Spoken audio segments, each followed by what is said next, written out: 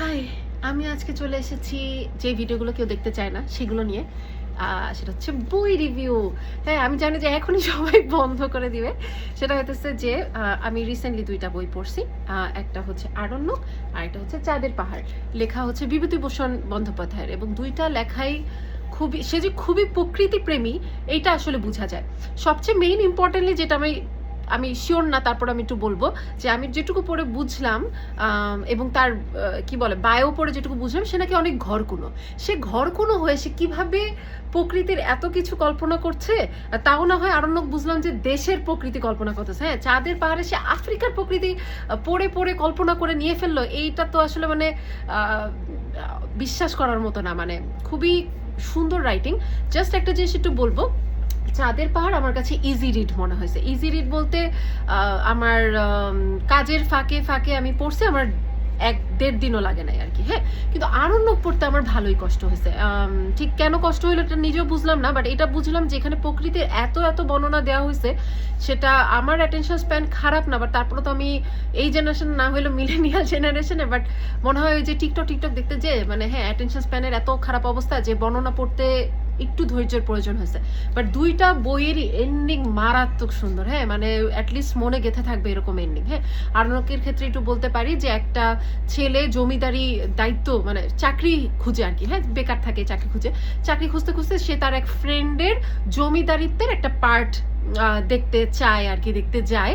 তো দেখতে যাওয়ার পরে একটা পুরো অরণ্যকে, হ্যাঁ সেই জায়গায় আসলে জমি বিলি করা, এবং পরে ওই অরণ্যটা আসলে একটা লোকালয়ে পরিণত হয়, এবং তারপরে সে যখন লোকালয়ে ৬-৭ বছর পরে ফিরে আসে, আসলে I think I can feel that. এবং আমার মাঝে মাঝে মনে হয়েছে বইটা পড়ে, ইস আমিও যদি একটু ৬-৭ বছরের জন্য ডুব দিতে পারতাম তাহলে মানে খারাপ হইতো না, এরকম আমার কাছে মনে হয়েছে। কিন্তু ৬-৭ বছরের জন্য ডুব দেয়া উইথ টোটাল সুন্দর bathroom, I don't know that's possible or not.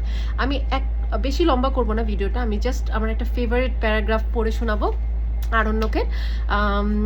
Again এই ভিডিওগুলো ঠিক আপনাদের জন্য থেকে নিজের জন্য বেশি, সো আই ডোন্ট কেয়ার কতজন দেখলো, বাট আমার কাছে মনে হয়েছে যে এগুলো আমার রাখা উচিত।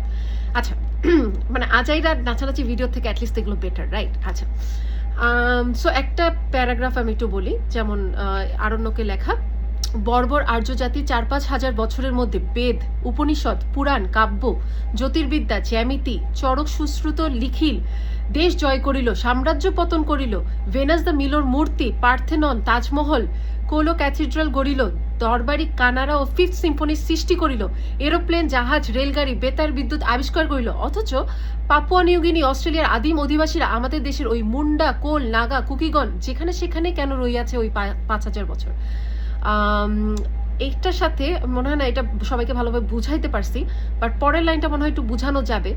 অতীত কোনো দিনে এই যেখানে বসিয়া আছি এখানে ছিল মহাসমুদ্র, প্রাচীন সেই মহাসমুদ্রের ঢেউ আসিয়া আছাড় খাইয়া পড়িত ক্যাসপিয়ান যুগের সেই বালুময় তীরে, এখন যাহা বিরাট পর্বতে পরিণত হয়েছে। মানে আমি যেটা বলতে চাচ্ছি এই প্যারাগ্রাফে, সেটা হচ্ছে যে আপনারা কি কখনো ভাবেন এরকম যে এই যে আমি আমার রুমে বসে আছি, এইটা ১০০০ বছর আগে এটা কেমন ছিল? অ্যাটলিস্ট এই বইটা পড়ে আমি এই জিনিসটা ভাবা শুরু করছি, ও আচ্ছা এখানে কেমন ছিল, এখানে কি হায়না দৌড়াই তো রাতের বেলা, আই ডোন্ট নো। হ্যাঁ, হইতেই পারে। আর চাঁদের পাহাড় বইটা অনেক ইজি রিড, আমি রিকমেন্ড করব যারা একটু লাইট রিডিং দিয়ে শুরু করতে চাচ্ছেন।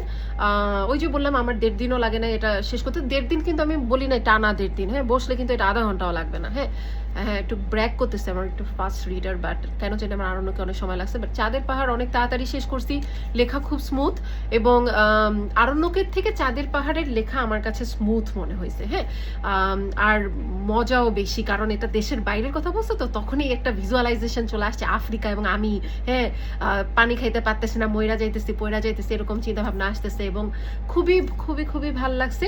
যদিও দার্শনিক কথাবার্তা আরণ্যকে বেশি, মানে যেমন এখানে আমি অনেক অনেক লাইন মার্ক করতে পারছি, আমি চাঁদের পাহাড়ে আসলে ওই রকম কিছু মার্ক করতে পারিনি। আমার জাস্ট একটাই বড় প্রশ্ন চাঁদের পাহাড়ে, এই যে উগান্ডাতে হ্যাঁ নায়ক শঙ্কর, এই বইয়ের নায়ক শঙ্কর চলে গেল, কেমনে গেল? হ্যাঁ, ওর তো ওই সময় 1909 সালের কথা, ওখানে তখন কিন্তু পাসপোর্ট ছিল না, কেমনে কেমনে গেল, মানে এখানে রাইটার এভাবে বলছে যে উগান্ডাতে যে উপস্থিত হইলো, রেলে কাজ করা শুরু করলো।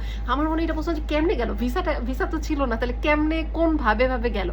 এই জিনিসগুলো আমি জানি যে এখানে আমি জানি না এই ভিডিও কে দেখবে, এই ছাতা মাথা ভিডিও, বাট যে দেখবে তার কাছে অনুরোধ রবে যে যদি কেউ জেনে থাকেন 1909 সালের দিকে মানুষজন উগান্ডার মতো জায়গায় কেমনে যাইতো, তাহলে হচ্ছে আমাকে জাহাজ ছাড়া, জাহাজেই তো যাইতো, আর কোনো ওয়ে কি আছে, পথে তো নিশ্চয়ই যায় না, রেলে কাজ করতে যেতে। সো যাই হোক, এই দুইটা বই আমার খুব ভালো লাগছে, খুবই প্রকৃতি প্রেমীদের জন্য বই, হ্যাঁ, এবং যারা অ্যাকচুয়ালি পড়তে চায়, হ্যাঁ, তাদের জন্য। আরণ্যকই যে বললাম একটু ডিপ, বাট দুইটা বই পড়ে শেষ করছি অবশেষে। সামনে আরো অনেকগুলো বই পড়বো, রিভিউ দিব। Bye bye.